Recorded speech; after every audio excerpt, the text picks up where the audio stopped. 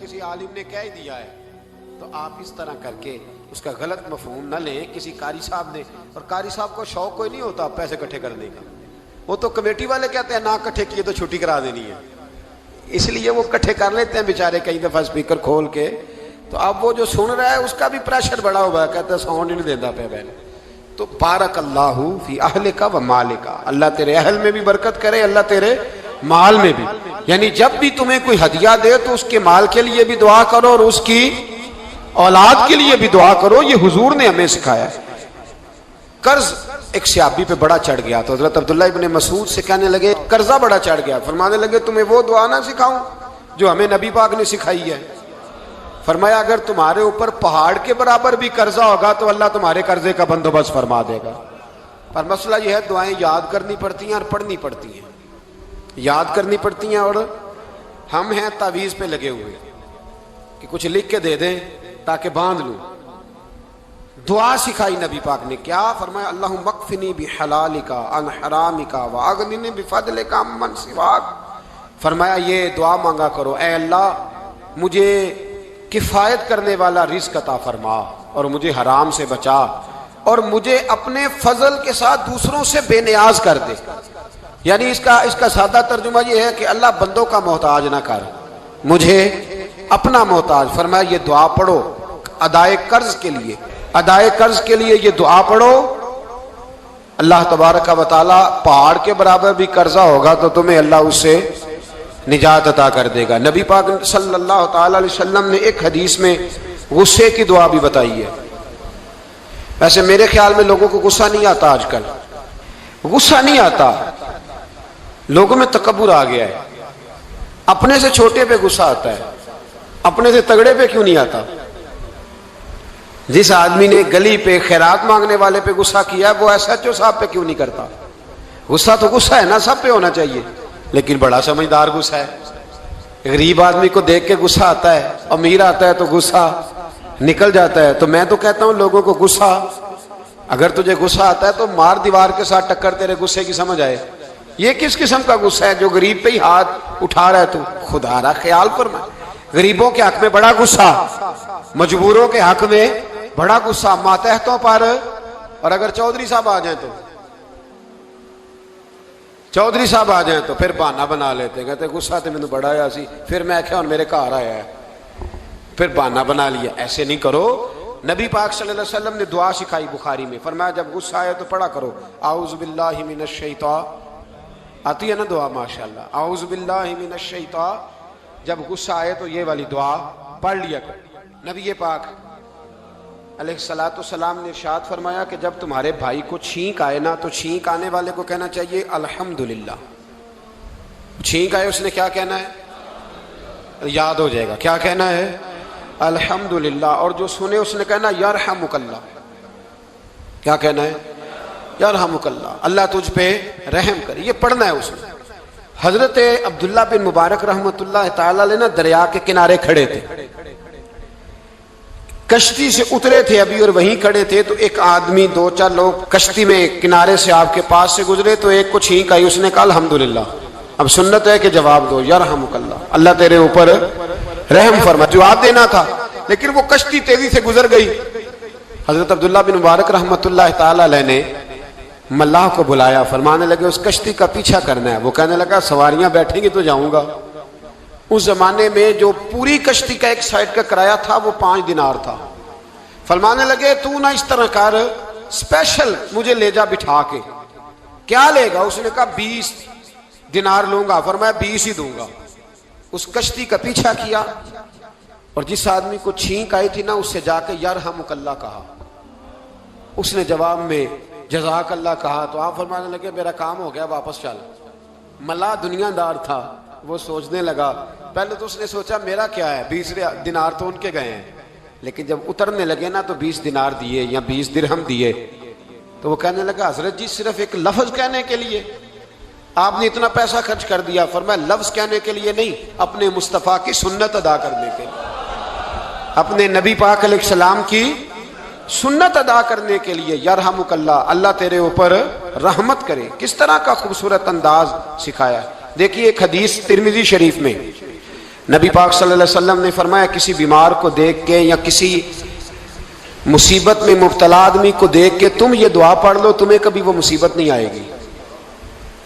کیسی خوبصورت دعا ہے، کسی مصیبت زدہ کو بیمار کو دیکھ کے پڑھو، تمہیں کبھی وہ مصیبت الحمدللہ الذی عافانی مما ابتلاک بہ وفضلنی علی کثیر ممن خلق تفضیلا۔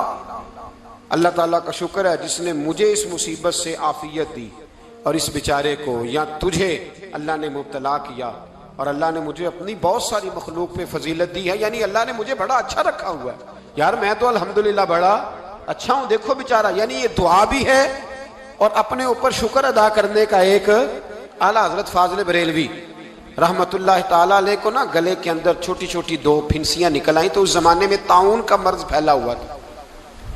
ایک بڑے قابل حکیم کو لایا گیا، انہوں نے چیک کر کے کہا آپ کو تو طاعون ہو گیا ہے، فرمانے لگے چل دوڑ جا، مجھے طاعون نہیں۔ اس نے کہا جناب یہ گلے پہ بنا ہوا ہے اور سب کو پتہ ہے آج کل پھیلا ہوا۔ فرمایا سب کو ہو سکتا ہے، مجھے نہیں ہو سکتا۔ کیوں؟ فرمانے لگے ایک بندے کو طاعون ہوا تھا تو میں نے اسے دیکھ کے وہ دعا پڑھ لی تھی جو نبی پاک نے بتائی ہے، لہذا حضور کا فرمان ہے تو مجھے ہر بیماری آ سکتی ہے پر یہ بیماری آ سکتی۔ وہ شخص کہنے لگا جی منہ میں بھی گلٹیاں چلی گئی ہیں، کھول نہیں رہا، کیا ہوگا؟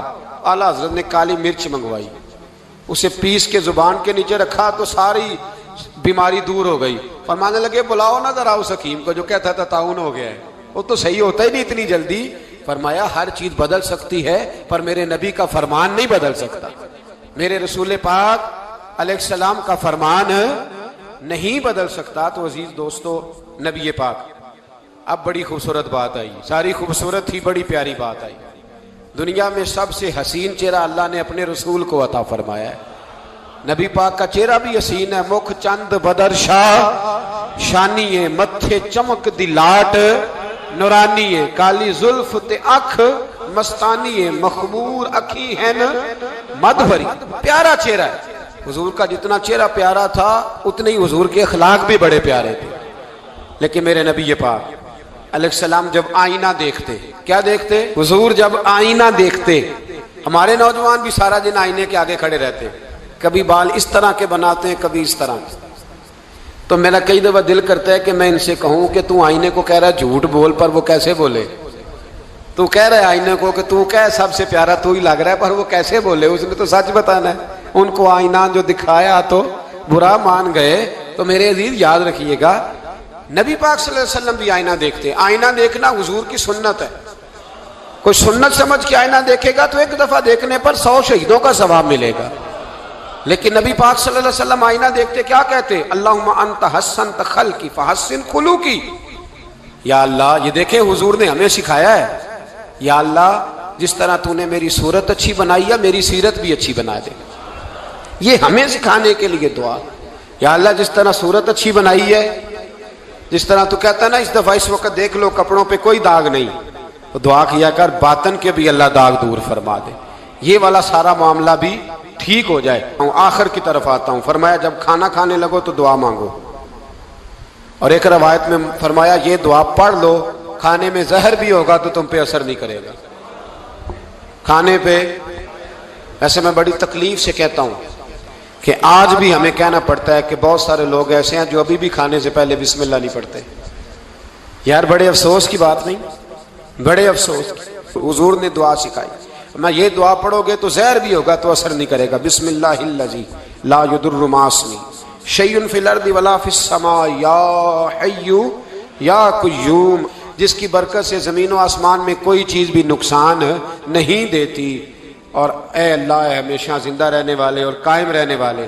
یہ نبی پاک علیہ السلام۔ اور ایک حدیث میں اور بھی دعا آئی ہے، بسم اللہ شریف تو خیر بخاری میں موجود ہے، مسلم میں موجود ہے، بسم اللہ والا برکت اللہ بھی ایک حدیث میں نبی پاک صلی اللہ علیہ وسلم نے ارشاد فرمایا۔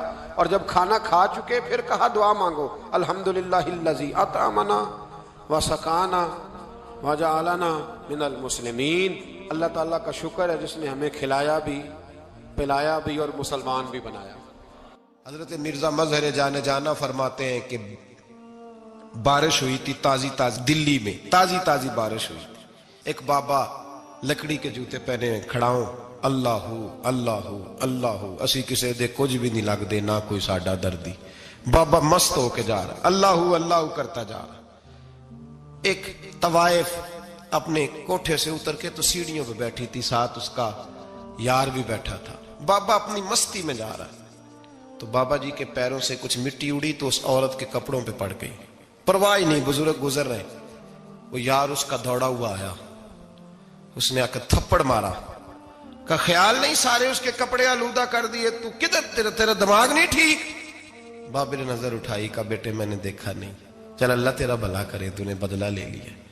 بابا جی چپ کر کے وَإِذَا خَاطَبَهُمُ الْجَاهِلُونَ قَالُوا سَلَامًا، چپ کر کے گزر گئے.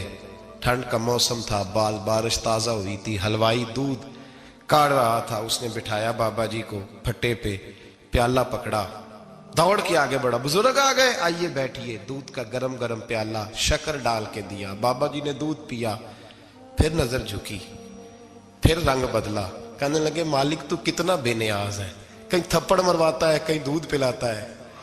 تیری بے نیازی ہے نا، ادھر تھپڑ مروایا، یہاں دودھ پلایا، تو ہی جانتا ہے تیرے رنگ کیا ہے. ابھی بابا وہیں بیٹھا تھا، دوڑے آئے پیچھے سے لوگ، شور ہوا.